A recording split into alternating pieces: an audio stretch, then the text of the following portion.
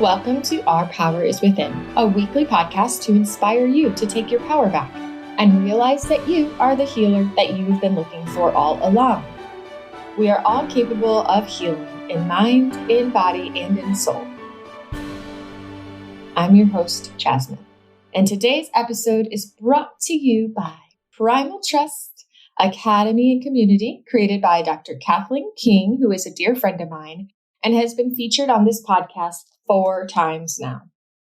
Primal Trust is not just a do-it-yourself program. It's an online community and your one-stop shop for all things related to brain retraining, nervous system regulation, and somatic practices for those with trauma and chronic illness conditions. It is quickly growing as one of the largest worldwide online healing communities, and it is co-led by Dr. Kathleen King and Primal Trust graduates. In addition to the main programs, Level 1 Regulate and Level 2 Primal Trust Mentorship, you have daily forum support, peer-led study and support groups, and a variety of daily live classes to help support your healing. Some of the class options are somatic movement classes or functional neurology classes, but there's so much more. In addition to all of the support provided in the membership, you are also now able to join the brand new journey groups led by some of the Primal Trust mentors.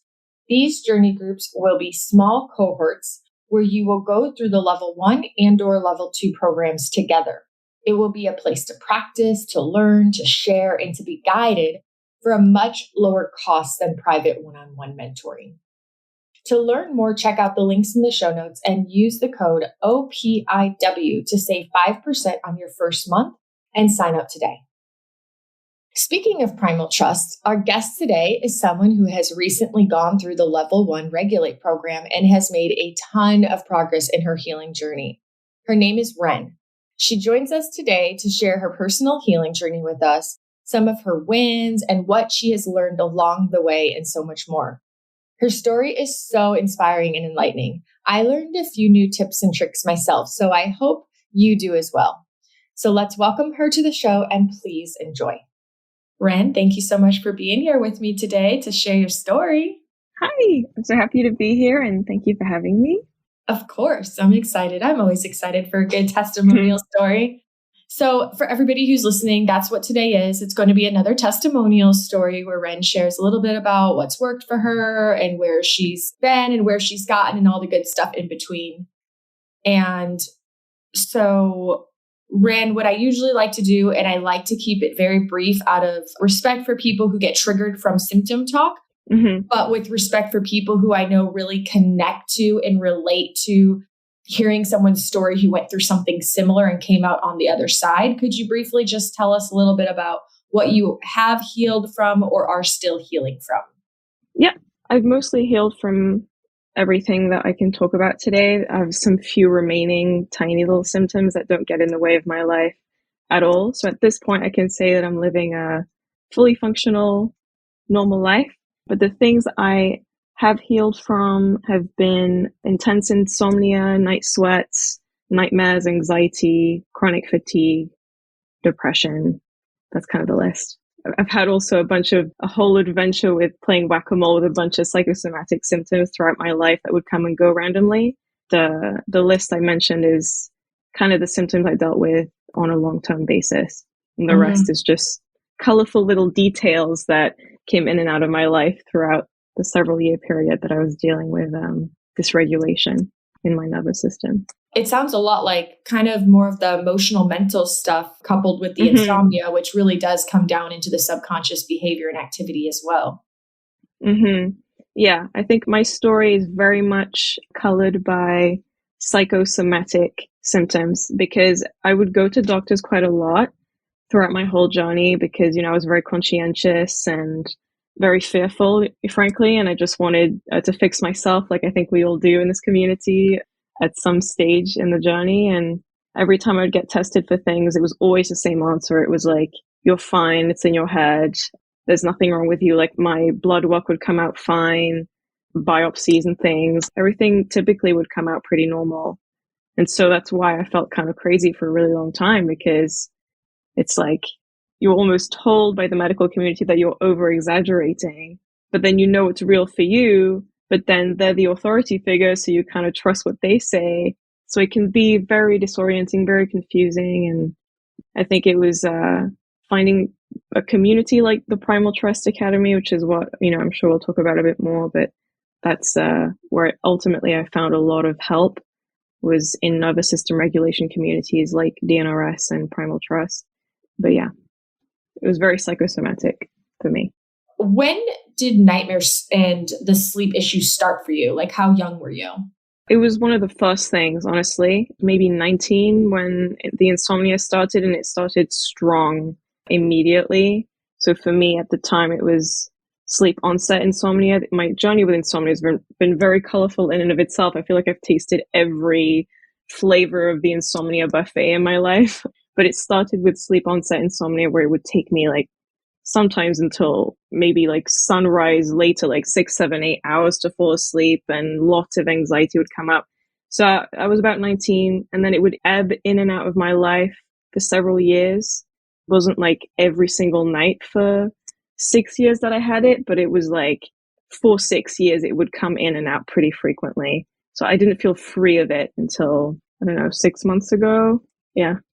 And what about the nightmares? The nightmares came with the night sweats. Those kind of came together, not always, but they kind of arrived at the same time, those symptoms. And it was years after the insomnia began. It was really when my perfect storm during the pandemic hit, where the chronic fatigue started to. So it was maybe in like 2021, and it kind of came out of nowhere, and it was very, very scary. Those were symptoms that made me feel like I must have something profoundly wrong with me, because it's very alarming to wake up in that state, and to wake up soaked, and to have violent imagery, and on top of that to be wiped out every day. I just felt like at that point I was almost hoping for a diagnosis, because I really needed to have something be wrong with me that I could fix. I just couldn't stand being told again, like, this is in your head, which ultimately I kind of was anyway. Right. I mean, I have heard so much that they say a diagnosis can be traumatic in and of itself, right? And it can be. It's interesting though, because when you're on the other side, you feel like a diagnosis would give you some sense of relief, because it would help make sense of what you're experiencing when you don't make sense of it otherwise. And I could see how, like, a nightmare or night terror, especially really terrible ones, you start to wonder, like, gosh, what am I going through? What's going on in my head to like have these kinds of dreams at night? Like, what is happening, or what has happened for this to manifest while I'm sleeping in my subconscious? Like, what is it replaying? Mm-hmm. Did you ever notice a pattern? Was there a theme or a trend with the nightmares? And I don't mean in the physical context, but in the emotional context. Was there like certain emotions that were often present in them? I mean, terror, like point blank, it felt worse than fear, worse than anxiety. It felt terrorizing. And, to the point that you were just saying, yeah, the nightmares were concerning, but it was more like the night sweats that made me feel that something was wrong, because that feels like a symptom usually of something that's a lot more severe than just psychological, especially because it was happening so frequently. Of course, now I'm grateful that I was healthy. But yeah, and then to your question about the emotional trend, it was terror, point blank. It was just helplessness. There were a lot of themes of boundaries being like massively transgressed, violence, like loss, grief, like just big core wound type feelings that would just come up in very violent ways. And it was, yeah. And the kind of thing that stays with you too, it wasn't just like when I would wake up, I'd be like, phew, thank God, that's over. It felt like, first of all, I was waking up to symptoms of chronic fatigue too. So I was, even when I got a good night, I was wiped out. So when I got a really rough night like that, it was just extra tough the next day, psychologically and physically. But it would stay with me. Yeah. Mm-hmm. Left a mark for sure. When you look back at these symptoms now, which at the time made no sense to you and felt random, and now you know the things you've known through doing the programs and the work you've done, does it make sense how you could experience like sweats while also having a night terror because of what's actually happening? Oh yeah, it makes total sense to me now. That was when I was in my biggest like purge in a way. Because I would notice too, going through nervous system regulation programs, my journey to recovery has been so non-linear. And I think that's like something I really want to promote as much as I can, is the fact that it's such an imperfect journey. And every time I had an ebb, I'd be doing way, way better, like with my energy levels and my other symptoms, I'd be doing way better. And then I'd have a dip where I'd have night sweats again, nightmares, I would come in a big wave. And then as soon as I would come out of that, I was even better than the last time I was in a good place. And then I would fall into another like wave of night sweats. And so it almost felt like there was this expansion contraction experience that was happening, where it was almost like my nervous system capacity was growing more and more and more. But every time it went through a growth spurt, I would sort of I would go back in to my subconscious at night and sweat it out pretty much. Like that's how I started to interpret it, and it's proven to be quite true, and then it's the intensity of it lessened every single time, but it took some while to get there. I really relate. I have suffered from terror since I was actually a child, that have obviously come in waves and gone. And through this whole healing journey, I've had the exact same thing. And I've learned from other people that you do tend to have an uptick in nightmares when you are in actual healing, when your subconscious is actually trying to repair and like sort things out and heal. So yeah, I think of those times as, oh, my subconscious is doing what it's supposed to. It's like processing some of this stuff, or bringing maybe things to the surface for that next layer of healing, Mm-hmm. And I know that you said you did Primal Trust, which very much is about really getting into exploring what our limiting beliefs are and what our, maybe our deeper fears are and the things that might hold us back. As you did this work, did you begin to see that there were certain patterns in your life that were actually being amplified and shown in your dreams? Like you said, the boundaries, was a thing. Did you start to see a correlation as you were doing the emotional healing? Yeah, I mean, definitely the images I was getting in my nightmares were uniquely violent in comparison to what was happening in my life. But, in my life at the time when I was going through it, I was in a huge period of transition. Everything had changed in response to how I was feeling. As I think is also very common on this journey for us, is life sort of becomes a mirror and we sort of see the ways in which we're living inauthentically. And that very much happened for me. And I got to a point where I just basically, to make a long story short, got backed into a corner and felt like I had to wipe the whole slate clean on my life. And so I like broke my lease. I lived in Canada at the time and my family lives in France.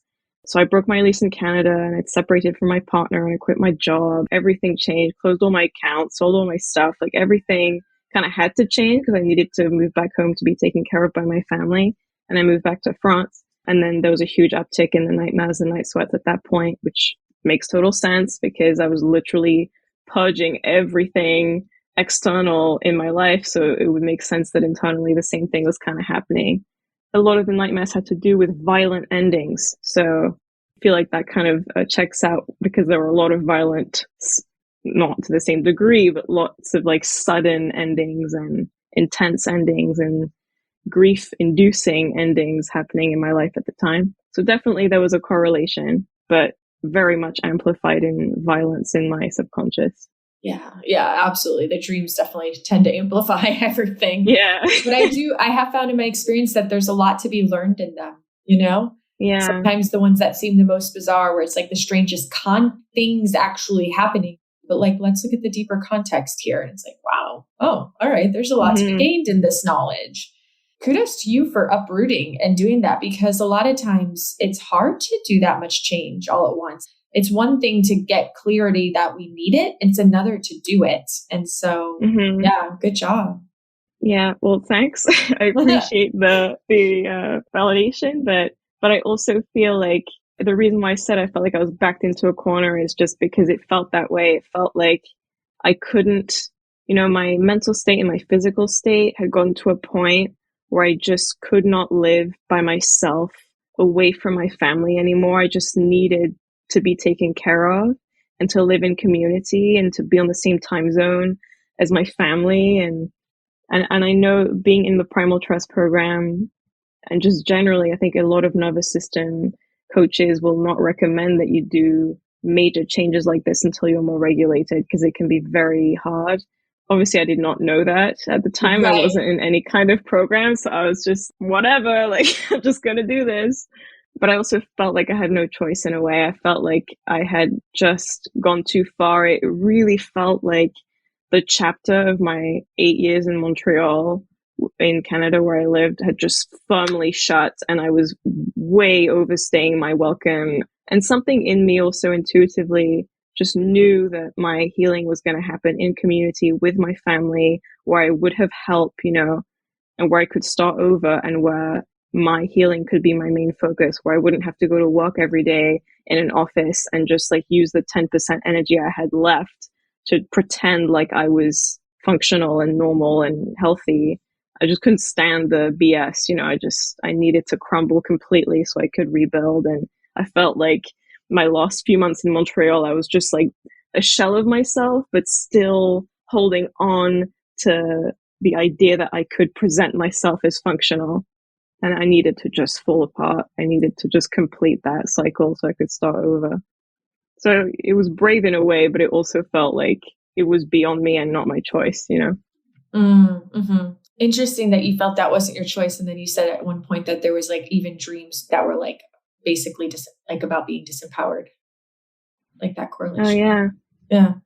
But, I wanted to ask you, was this new for you? Were you always the kind of person who could easily take help and let other people support you? Or was that something you had to learn to lean into through this healing journey?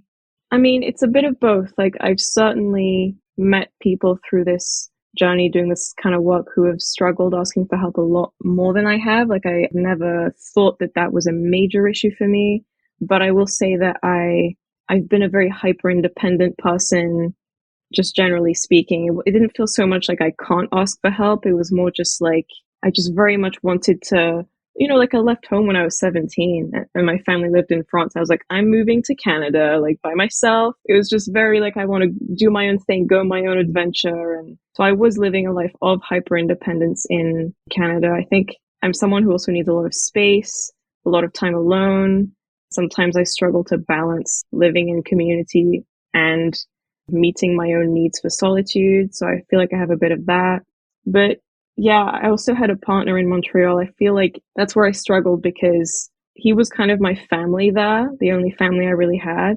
And I had a really hard time letting go of that relationship to move back home with my family. It's kind of what kept me there for a while because it was such a beautiful relationship. And it was kind of the one thing that was keeping me a little bit regulated. But with him, I very much struggled to ask for help. And I still felt a very self-imposed pressure to keep it together because I didn't want to be a burden. I didn't want to like lose him because I felt that he was the only good thing in my life at the time. And so like I very much was in some way like pretending to be more together than I was to keep him. And this was very self-imposed. It was never anything that he said, but it was just me. Like in some way there, I do feel like romantically I struggle to ask for help. With my family, never, but in partnership, yeah, I think so. So we kind of already talked about how you mentioned DNRS and Primal Trust. So tell me a little bit about that backstory. We know you got rid of everything in Montreal. You moved back home to be supported in community. When did you discover the whole concept of nervous system regulation and healing? I discovered it like piece by piece in Montreal. I've always been very into this kind of self-healing thing and mind-body connection. So I've been reading bits about somatics and bits about, the nervous system and the vagus nerve. Like these are all terms that were very familiar to me by the time I entered Primal Trust, but I'd never put them all together. And I definitely did not have the full picture. And I had a huge lack of support. I definitely needed a teacher. I needed guidance. I needed a program.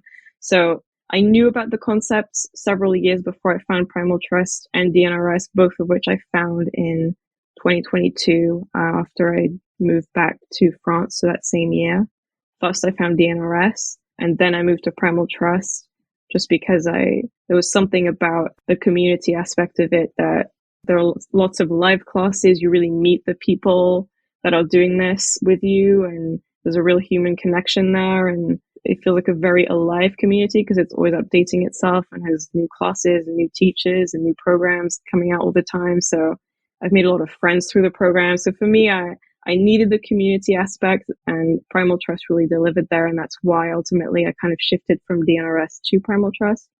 But I found both of them in 2022, was familiar with these nervous system concepts before, but not to the extent that Primal Trust has taught me. And certainly I didn't have any idea of how to put it all together into a legitimate daily practice. So it wasn't doing anything. I just knew it mentally. Yeah. Now, did you do it within the Primal Trust community? Did you do the actual Primal Trust mentorship, or did you do Regulate? I did all of it. So basically, I entered in 2022, like I said. At the time, Regulate had not come out. It was Creating Calm was the name of the course. So I did that. And then I did level 2. I watched the recording because they had already happened live. So I did Creating Calm, and then I did my first round of the level 2 mentorship, which I thought was so great. But definitely my first round of both those programs, I did everything that you're not supposed to again, like they tell you to really take your time and absorb the material. And I was just like binging every video because it just felt like I was famished for this information, and something about it rang so true to me on a cellular level. Like I could just feel how this was the path to my recovery. I just knew it. It was like my full-time job, and I wasn't working at the time anymore. So it was just like, I was just consuming as many of the videos as I could. And then when Regulate came out, I was doing better, but I still, with my symptoms, like my fatigue was getting way better. Most of my other symptoms were clearing up piece by piece, but the insomnia and the nightmares were still quite active. By the time Regulate came out, maybe like, I don't know, 6 months later, or maybe something like that. I think it came out in October of last year, if I'm not mistaken. So when Regulate came out, I decided I had a little bit more regulation, so I was a little bit less desperate and like in a state of urgency. And so I thought, you know what, I'm really going to do things by the book this time. I'm going to take my time. I'm going to do all the workbooks, which I did not do the first time. I was just like, bleh, boring. Like, I just want to watch the videos. I don't want to do the homework. So this time I really did it. And Regulate helped me tremendously with, I think it kind of like sealed the deal in terms of the nightmares and the night sweats and things. And I also want to throw out there for anyone who's dealing with nightmares in particular, night terrors, that I found out about something called, it's another like nervous system neuroplasticity tool that's specific to this. It's called the dream completion technique. I forget the name of the doctor, but it's an EMDR technique that was developed by an EMDR practitioner, the dream completion technique. And it's basically just a form of brain retraining around nightmares, typically people who have PTSD style nightmares, to help them rewire those. And that technique alongside Regulate was like, that really, really helped a ton. Was it something you could do on your own, or was it something you needed a coach for? I did this on my own. You can, for me, it's like, as with any of these tools, I think it's good to do it with a coach. But it's not, with this technique, it wasn't particularly recommended, Okay. So you were able to learn it online and then for free. And then apply it was just, I found it on YouTube. If you Google the dream completion technique, you'll find it. It's basically just a visualization practice. I suppose it depends, maybe, like if you're having nightmares on something that has actually happened in your life that reminds you of like a very specific trauma, and it can be hard to revisit those images, then for sure do it with a coach, But for me, because the images I was getting in my nightmares were so different than what I was going through in my life, and it was really just the emotional weight of it that was tough for me. But because I had my Regulate tools, I was able to apply those to the dream completion technique. So for me, I felt like I had the capacity to do it alone, but it's for each person to sort of determine if they're there or not. Either way, it's a great technique, and I think it's definitely worth giving a try if you deal with this kind of thing. Yeah, absolutely. Thank you for sharing. I'll find a link and I'll include it in the show notes for anyone who's listening that might find that supportive. So you went through Regulate nice and slow at the pace that she suggests, and then you found this technique and you kind of did these side by side. And I'm guessing you probably finished Regulate by around the end of the new year, right? Yeah, yeah, I did it live Regulate, and I think they released the modules week by week. And I think maybe there was a break around Christmas, and then we finished maybe around February or something. Maybe January, February. So around then. Yeah. Yeah. Okay. And was there anything in particular, because I know it's a very comprehensive program that goes over so many different things. Was there any part of it that was particularly supportive for you, or do you feel like it was really all of it brought together? Yeah, I mean, I think it's the way it was put together that was really, really helpful, because it touches on a little bit of everything. And I think for most of us, but I can only really speak for myself, a little bit of everything was involved in why I felt the way that I did. It wasn't just nervous system dysregulation, though that was a big part of it. It was also some trauma from my past, and there's a whole module on that. And, you know, what I appreciate about Regulate particularly is that it gives you so many tools that you can really personalize the whole experience, because I don't use every single Regulate tool that I learned. There's so many of them, you know, but your intuition just knows what it needs, and it takes what it needs from the program, and there's more than enough to really make it your own and make it work for you. And another thing that I really want to say about the program, because I know that so many of us are perfectionists, and that's like a big reason why we're here sometimes, the big dysregulation, you know, inducing quality to have. And I have it. First, when I went into Primal Trust, generally speaking, and into Regulate, I thought that if I didn't do every single tool that was presented to me in the most pristine, perfect way, in the best routine every day, you know, like that it wasn't going to work. And I know loads of us feel this way, because I've had this conversation with so many people in the community who have that fear. And I can guarantee you that to this day, I don't use a single one of these tools perfectly. I never have, but they work nonetheless. You know, it's, for me, I've come to find that it's more about how consistently you use them than how perfectly you use them. And I really want that to be out there, because it just, for me, it was just a relief when I decided to stop trying to do it all perfectly and just give myself some grace. Yeah, absolutely. That feels a lot lighter, doesn't it? Yeah, Yeah, for sure. it's heavy load to bear, to push yourself to be perfect and do everything perfect and be this perfect person and carry yourself a certain way and never ever, you know, fall apart, like all these things that yeah, like you said, that a lot of us find are common characteristics of people who end up with chronic illness. It's heavy. And then it's like no wonder that so many of us, you know, feel so overwhelmed and exhausted all the time. Yeah. The body's just doing what it knows how to do. Yeah. So what are you using today? Like, are you still using the tools today? Did you decide to do round 2 of the Primal Trust mentorship? Yeah, I'm in the mentorship again. It's my first time doing it live, so I wanted to experience that, because the first time I did level 2, like I said, I just watched it recorded. So, and it's a different experience to just, even if it's on Zoom, at the end of the day, it's like to watch it live and just be a part of the transmission, you know, live just feels so, again, it's just, you feel like you are surrounded by people who get it, and it feels, something about it feels safe and, you know, very co-regulating in a way. Like you don't even have to use the tools, and it's just healing because you're in the presence of people that understand you on some level. And also that, you know, this journey, when you deal with these kinds of symptoms, it has a way of just cracking you open like a walnut, really. Like it just puts you through the ringer so much that it's almost like you become the purer version of yourself. I feel like all the BS has to fall off eventually. It's a big part of the Primal Trust program too, is to come into your truest nature, and to be in a room, even a Zoom room full of people who are being cracked open like walnuts is just so powerful, because it's like something about it feels so pure and like, yeah, just healing and soothing, so soothing, and so honest. So I love that about the Primal Trust community. I still, to answer your question, use many of the Regulate tools. I have my little morning routine, you know, that I do now. Again, at first, because I was such a perfectionist, my morning routine was like 2 hours long. I was doing like a million things. And with time, I've been like, you know what? Like, I don't need this. I want to live my life. I don't want to spend 2 hours like meditating and doing all these like rituals. So I've boiled it down to the tools that I love the most, that are the most helpful to me.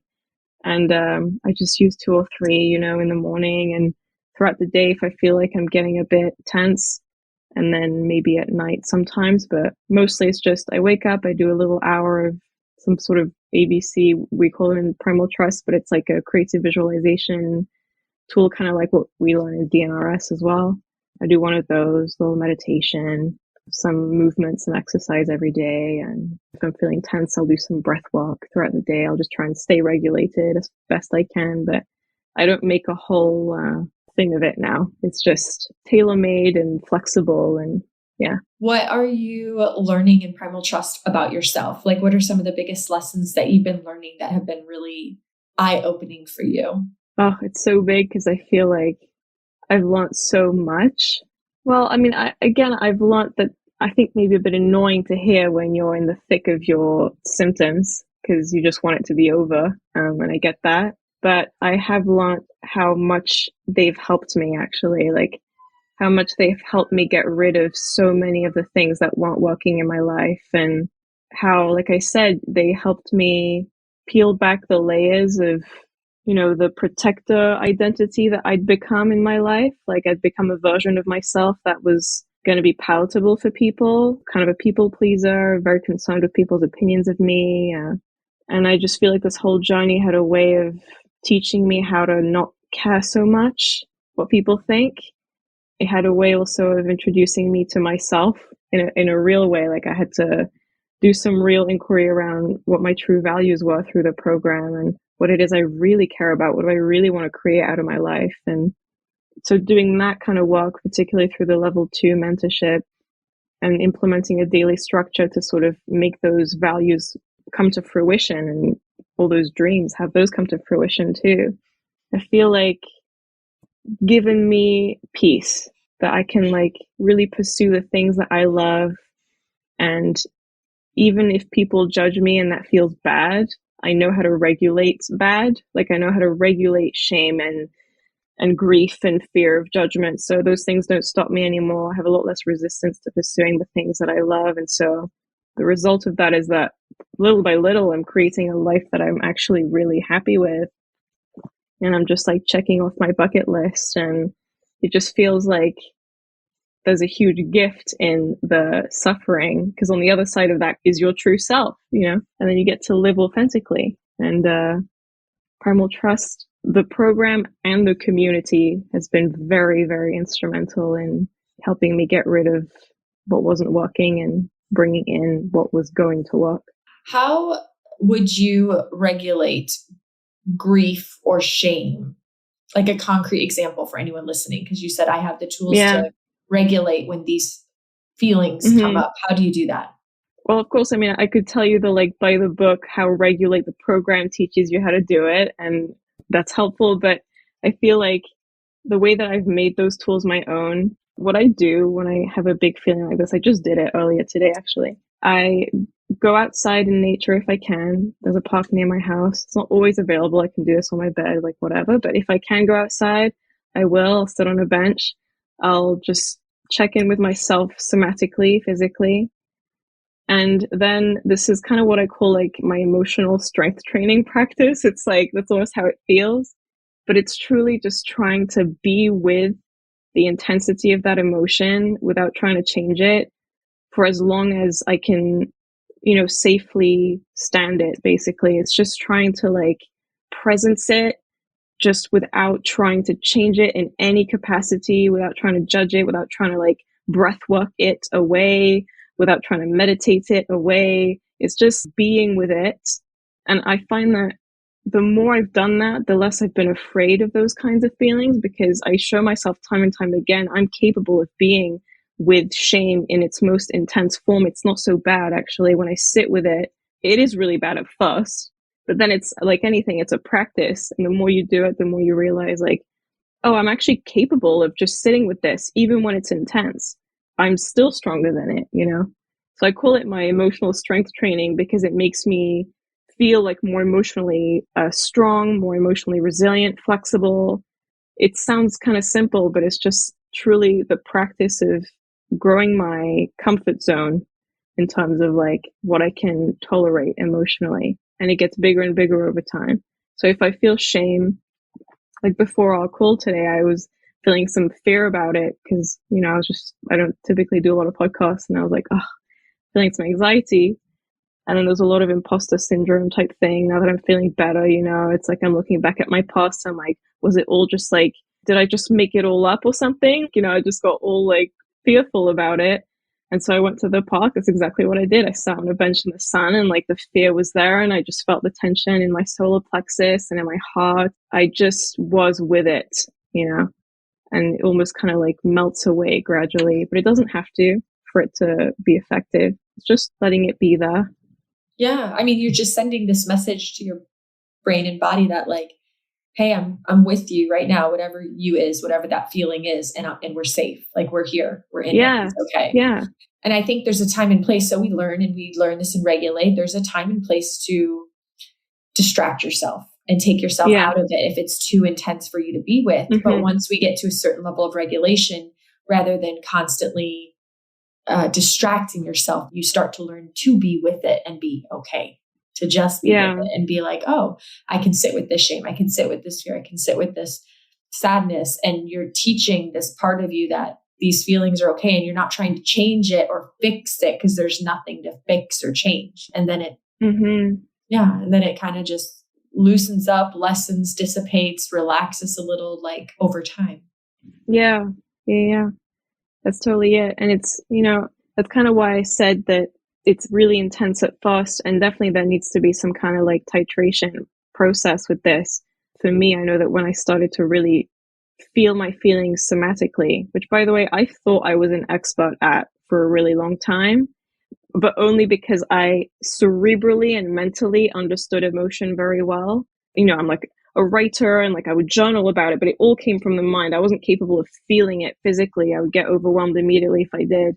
I came to find out later, but mentally I thought that I was an emotional regulation master because I could talk about fear all day. I could talk about grief all day. I could write poetically about it, but I couldn't really sit with it for a long period of time. And I found that out through Regulate because it took me some time to get to the point where I could sit on a bench and like just be with shame in all of its intensity and like let it be there. Like definitely I didn't just one day be like, hey, I had a horrible violent nightmare. Like, let me just go sit on a bench and like think about it. You know, it was a process, and titration is involved in that. Like at first you might only be able to drop into your body for like a second, notice that you're feeling that tension, and then you have to come out and distract yourself a little bit, like you said, probably in a way that's as constructive as possible. But Regulate teaches you how to do that.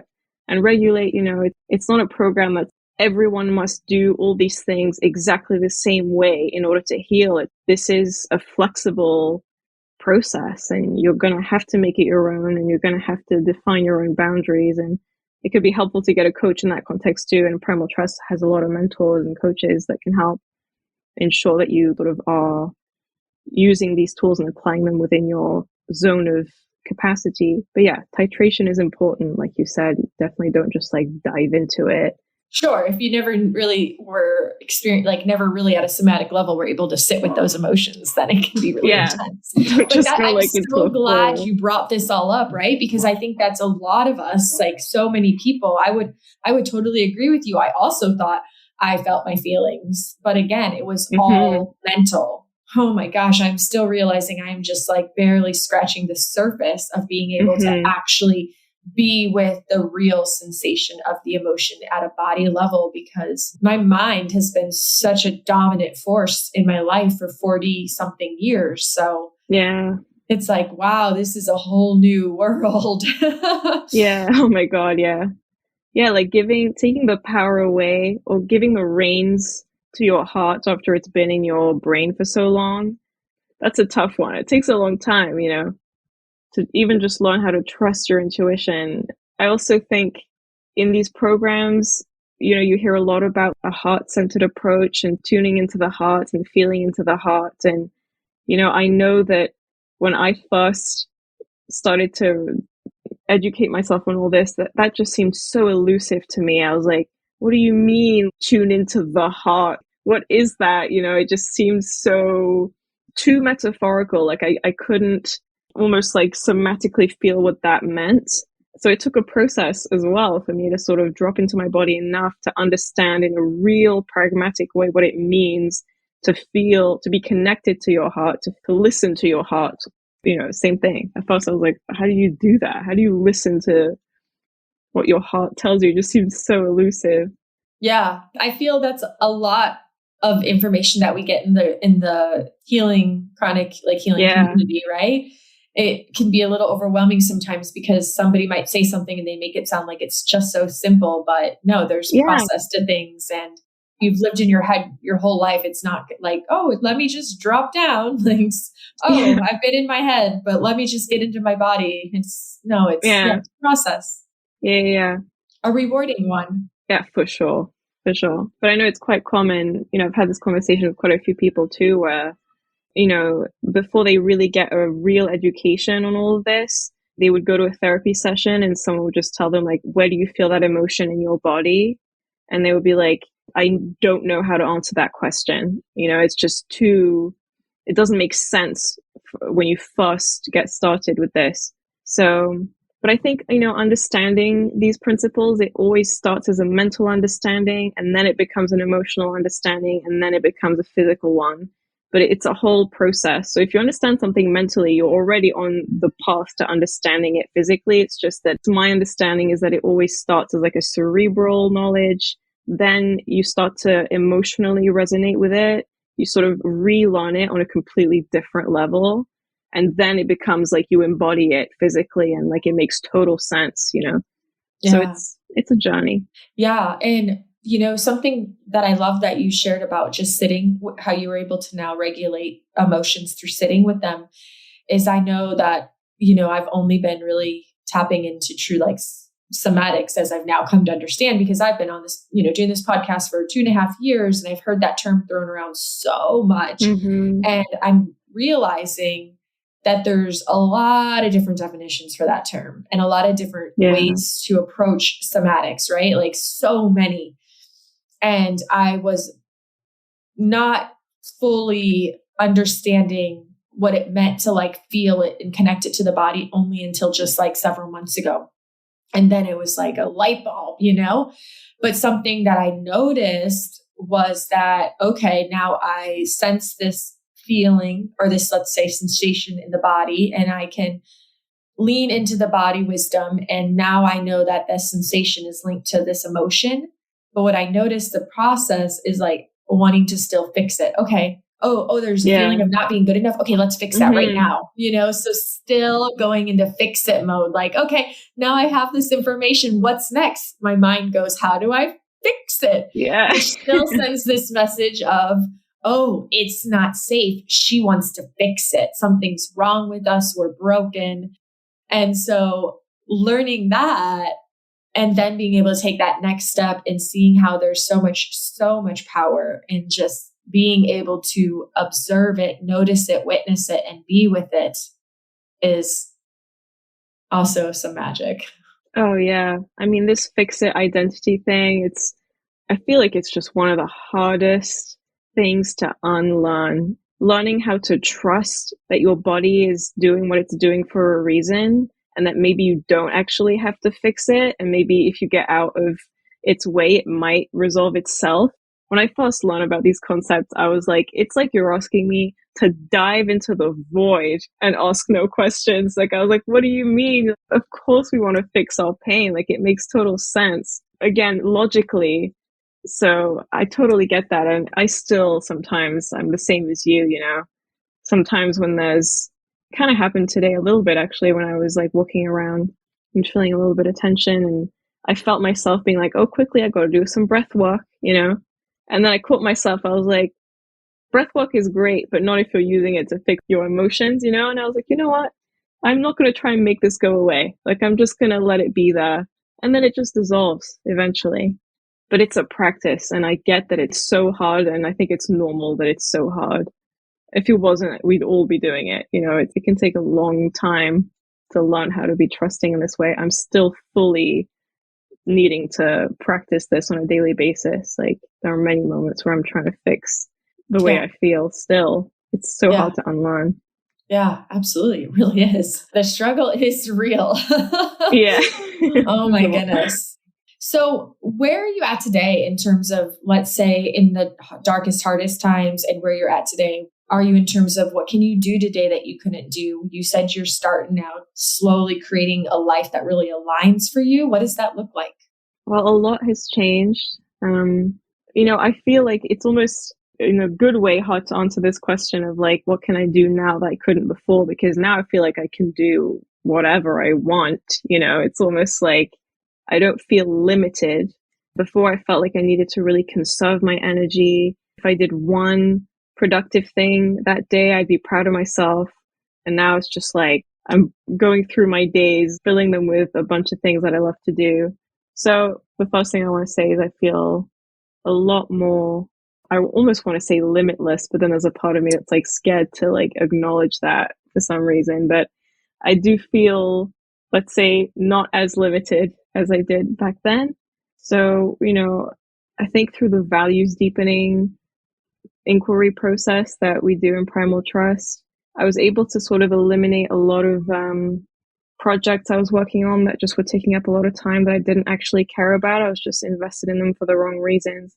And I've been able to boil it down to like the two main things that I love to do, coincidentally or not, are the two things I've done since I was a kid, that I was like born loving, which is making music. I'm a musician, so like writing and producing and all that, which has been such a joy because I lost the motivation to do it for a really long time. So I've been getting back into that. And then the second thing I spent a lot of time on is just getting back into coaching, because I'd actually gotten a coaching certification way before I found Primal Trust and before my perfect storm hit. And I was really enjoying the process of doing that. And then my perfect storm hit. I felt like I wasn't capable of holding space for people. And so I completely stopped. And then in the last few months, I've just gone back into it. And so that's been really so great. So those are the two things I'm like devoting my time to right now. It's like making music, just growing my coaching business, and like leading sessions and going out in nature and traveling again, which I couldn't do for a while because it just was too exhausting. And I have friends all over Europe, and so I just go visit them and going to the sea. And, how do I even answer that question? It's like I do so many things that I love. I love that. I can tell that, just as you talk about it, it's obvious that you're excited about the life you're living right now, which is really awesome. Yeah. Oh yeah. A lot of freedom, which is great. Mm-hmm. Yeah. So if you are open to sharing, because a lot of us, I don't know if you've had this shift, but like I know for me and for many people that I've witnessed, we think we know our values, right? But then as we do this deeper work through like layers of Primal Trust mentorship, we start to discover that where we started at and what we thought were our values, maybe were like false values through that came from, wounds or limiting beliefs or just like trauma or just different things. And then as we start to really tap into true self, we start to realize that we have shifts in our values. Did this happen for you? Yeah, it's actually kind of like a pretty current subject for me because I've recently had to like weed out a bunch of values that weren't true for me. But do you want to share like one you had to weed out and one that you brought in? Yeah. Well, I think it's kind of tied into what I was talking about before, particularly with the music and the coaching, but even more with the music. Music, writing music, being musical, expressing, using my voice. These are things that have been at the sort of core of my being my whole life. But because it's been at the core of my being my whole life, it was the most vulnerable part of me. And I struggled sharing my work for so long.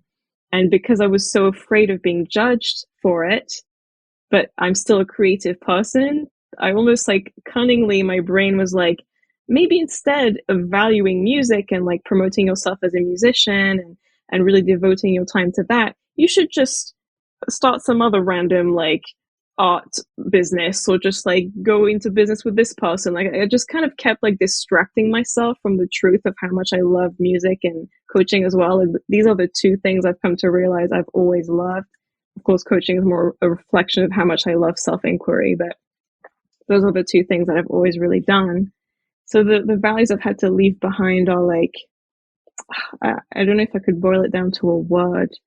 Distracting myself from those two things by starting other projects that are safer to fail at because I care less. You know what I mean? So I had actually filled my life with projects and businesses and things that had nothing to do with the music or the self-inquiry type coaching thing. And they were clogging up my schedule. I didn't care about them half as much as those two things, but I devoted all my time to it because it felt safer to some parts of me. Because I was like, well, if that doesn't work out, I won't be emotional about it. I won't care. But if someone judges my music, or if like a coaching session doesn't go well, I don't know if my heart could handle that. Like I really care about that. So it's been like quite the journey to progressively get rid of all the projects, like stop and cancel and leave things that weren't working so that I could devote myself to those two things fully and bravely, because of course there was resistance that came up as I chose to really make those two things the fore of my attention in my life. Because now I'm in a vulnerable position to my protective part. It's like now you could really get hurt, and have to remind myself, well, I'm not the same person as I was, years ago. Like if I do get hurt, I can handle it now and I can be with those emotions. And so there's nothing to fear. So I don't know if that really answers your question. Kind of like a long-winded answer, but yeah, it's good. Yeah. It's good. Yeah, I love it. Thank you. I'm excited to see what's next for you with your music and art. So, is there anything that I have not asked you that you feel, having gone through the journey that you've gone through and gotten to this side, that you feel is like pertinent that you would want to share with anyone listening? I'm not sure. I mean, I think the two biggest things I always want to say to anyone that's on this journey, I think I've already mentioned, which is like, you don't need to be perfect to heal. That's probably honestly the biggest takeaway that helped me the most. And that it's not linear and it's messy. And so I think I touched base on it in our conversation, but I suppose if I can just leave on those notes, it's like, it is totally okay to be imperfect on this path. You will be. It's completely inevitable. So don't even try to be perfect. Just try to be consistent. That's all. And then understand that if your process is messy and your recovery journey just feels like it just goes up and down and you're crashing and coming back out of it, and like it just feels like this big mess, same. I think very normal. And I think we all kind of feel that way in our recovery journey. And it's weird, but at some point you'll realize you're doing way better than you did a year ago, and you didn't even see it happening because it was such a non-linear process. You were kind of like, didn't expect it was going to turn out this way. So yeah. Awesome. Last question that I ask everybody. If you could only share one message for the rest of your life with the whole world, pertaining to healing or not, just one message that was going to be your parting wisdom that you shared with the world, what would it be? What came up for me was just like, F the rules. I feel like that really helped me, just to be like, do it your way. Forget the system. Forget how everyone tells you should be healing and what it should look like and how you should be using the tools, and forget all the shoulds, forget the rules. Just do it your way. Make it yours. Everyone heals differently. Everyone heals in their own unique, special way. So F the rules, like just make it yours. Love it. Love it so much. Thank you so much. Thanks for being here and being vulnerable today and sharing your story, because we know that these stories really do help so many people. And there's going to be somebody who listens and maybe went through something similar that you went through. And for them, it really clicks and they connect and resonate with you. So every time we touch one new person, that's worth it. So thank you, thank you, thank you. Well, thank you. I'm glad I could be here and share a little bit of my story with you. Friends, that's it for today. As always, I hope you found this episode insightful or inspiring in some way to support you along your journey. If you find value in this podcast, please remember to subscribe, like, and share it to help me spread the message that healing is indeed possible. You can also follow along on my Instagram channel, Our Power is Within, where I will be posting small weekly challenges every Sunday for you to join in on with me. And remember, if you have a guest request or a topic you would like me to dive more deeply into, please let me know. Otherwise, until next time, make this week great.